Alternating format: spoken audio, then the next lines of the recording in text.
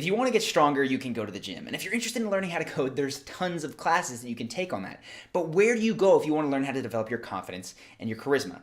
That's what I'm talking about today, and I want to share with you the 4 things that I've done in my life that have had the most impact on those 2 things in social situations, work environments, all across the board. So the first one is for the type of person who might get into conversation and feels like they very quickly run out of things to say, whether that happens after a minute or after 20 minutes. And the thing that I recommend, the class that I took that helped me the most with that is improv comedy. First off, because it is scary, right? To get up there in front of a group of people you don't know and try to be funny, let alone say anything, is a terrifying experience. And anything that pushes your comfort zone is going to help you in social situations.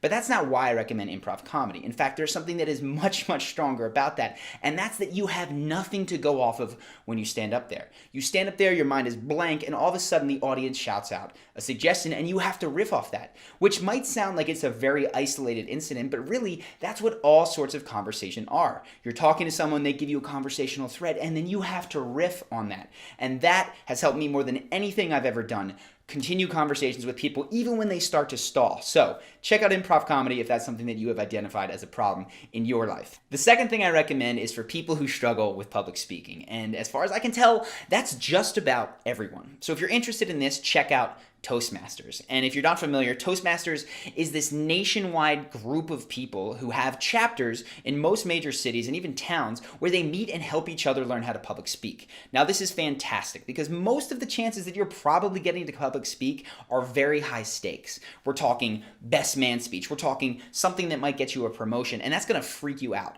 Toastmasters, extremely low stakes. Everyone is there to learn, so that helps a lot. But second, most of the chances you get to public speak are one and done. You're not getting really any valuable feedback from it, so the second time you go in, you're struggling just as much. And Toastmasters is just the opposite. They have this amazing program and structure for teaching people how to become better. And it goes all the way down to the level where when you're speaking, there is someone in the audience who is counting the number of filler words that you use. And they will tell you at the end how many times you said like, how many times you said how many times you said And with this sort of detailed feedback, you can go piece by piece, making yourself a much stronger public speaker. I highly recommend it. I know that most companies will be very supportive if you did this. In fact, I used to go on Wednesdays during my lunch hour, and that would be the Toastmasters thing that I did. So it was not any extra time in my day. It was something that fit into my work schedule. Highly recommend checking that out if public speaking is something you want to improve in. The third thing is a bit different than the first 2, and it's something that's going to help you in those situations where there's conflict that's about to occur. And I don't mean necessarily any sort of fight, but I mean that somebody might be up in your face and your heart starts to race. You're not sure how to respond to them, and that is martial arts. Now, I don't mean so you can punch them in the face and you win the fight because before you've even had to speak to them. What I mean is that the experience that you're likely to have in a martial arts class where you're sparring and somebody is trying to hit you, or you're doing jujitsu and somebody is on top of you trying to choke you, is of an elevated heart rate, rapid breathing, spiked adrenaline, and there's this fight or flight mode that you tend to enter the first time you do it. I know when I first went into a BJJ class, Brazilian Jiu-Jitsu, I freaked out the first time that somebody was pinning me trying to choke me. Now, what you learn to do through martial arts is to experience that, breathe through it, and remain calm so you can make the best plan of action to go forward. And this is what you need to do in those social situations where somebody gets up in your face to try to disrupt you, right? They're trying to, oftentimes where there's this conflict, people try to push each other into fight or flight. And what you need to do is feel that, feel the adrenaline rising, feel your heart rate start to go up, the breathing start to go faster, and learn how to breathe into that so that you can take the best course of action forward. I know this might seem like they're not directly connected, but I promise you, that experience of dealing with that freak out calmly is going to serve you in so many situations where there's conflict, and even situations where it might not be on the surface. Like you're sitting down to make your appeal for why you should get a raise or a promotion, right? Your heart rate goes up, you start to freak out.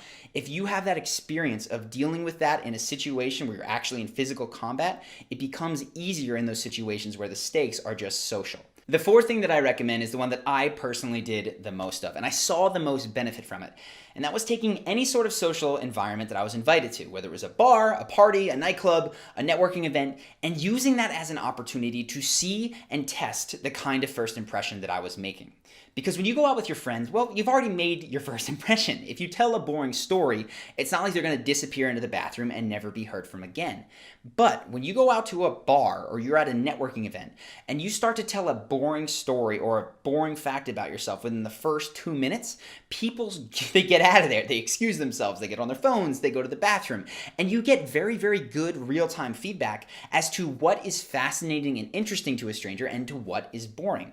And if you start to pay attention to this, right, and you sort of split test, you do one conversation slightly differently. You lead talking about something that fascinates you, and then you do another conversation talking about your work, and you see which of those tend to go better, you're going to learn about yourself. Well, this is interesting. People are most fascinated, in my case, by my passion for music, or people are most fascinated by the fact that I have this really, really interesting job. Whatever it is, when you start to test those things, you're going to see that there are aspects of yourself that are more fascinating to strangers than others. And when you lead with those, you get a chance to connect with more people. So go out, be a bit of a scientist, and then afterwards, whether it's at the end of a night or during the middle of a day, whenever you leave this event, go in, play back the different interactions that you had in your head, compare the ones that went well to the ones that didn't, and see what was different.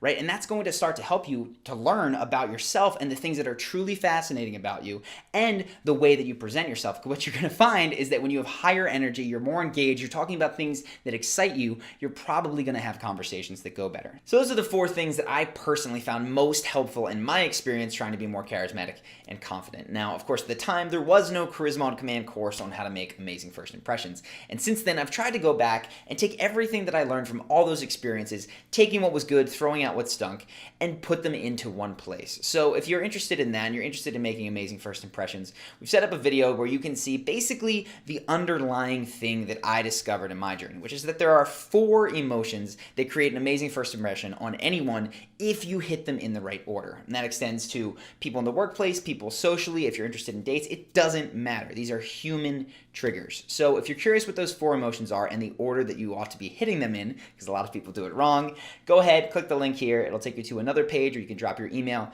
and be taken directly to that video. So I hope that you guys have enjoyed this. If you have any suggestions or questions, comments, things that you'd like to see me cover, go ahead, write them below in the comments. Of course, if you're not yet subscribed, we have new videos every Monday. Hopefully you guys have enjoyed this video, and I will see you in the next one.